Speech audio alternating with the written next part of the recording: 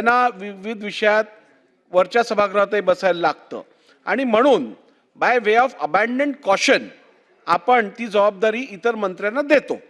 असं असताना मला वाटतं यात काही गैर नाही आहे आणि त्यामुळे परत प्रत्येक अधिवेशनात हाच विषय आपण घ्यायचा, तेच रुलिंग माझ्याकडनं घ्यायचं, हे मला वाटतं उचित नाही. आपण आता पुढे जाऊया.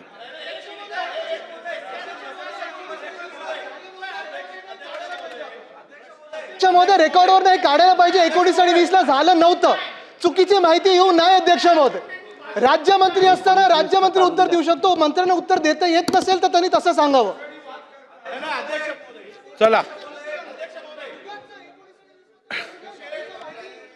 चला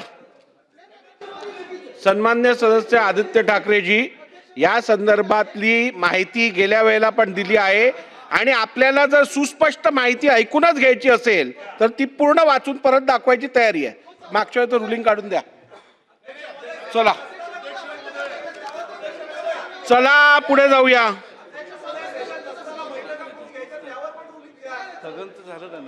चला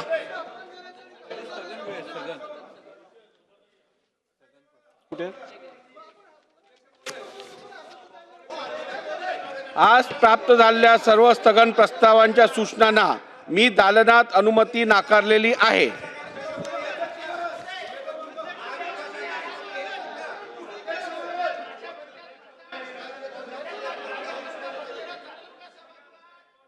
चला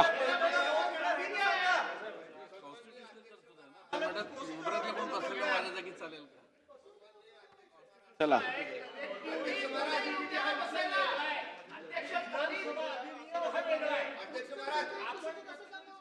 सन्मान्य सदस्य भास्कर जाधव साहेब, आपण जे नियम बनवतो ना, या सभागृहाचे जे नियम आहेत त्याला कॉन्स्टिट्यूशनल मॅन्डेट आहे. ते नियम काय आपण आपल्या मर्जीने करत नाही आहोत.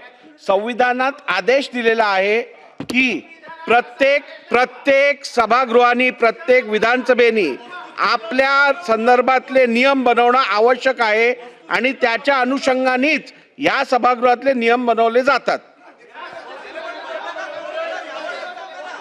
पुढे जाऊया.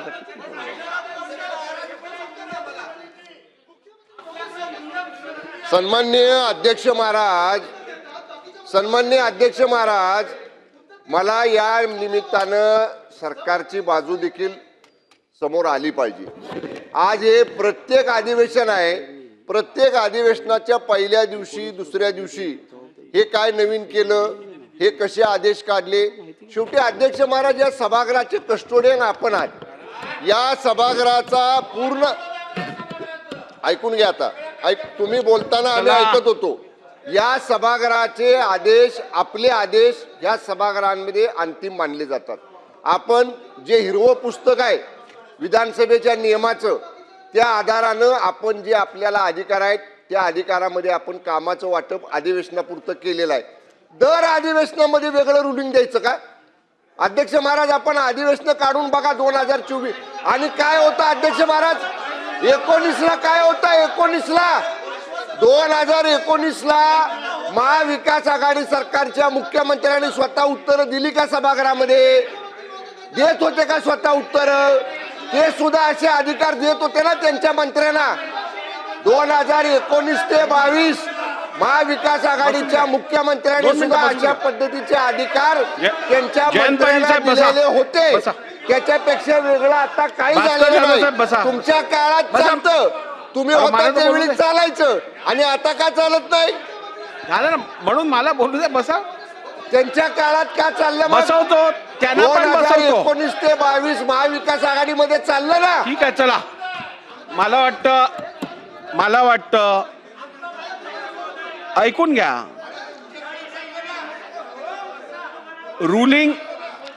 रुलिंग दिल्यानंतर त्या रुलिंग वरती आपण परत चर्चा करणं योग्य आहे का?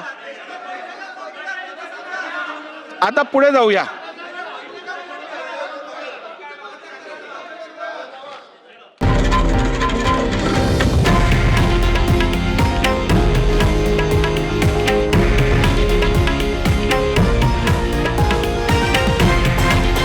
हे आहे देशातील नंबर 1 न्यूज नेटवर्क आणि आपण पाहत आहात TV9 मराठी, एकमेव.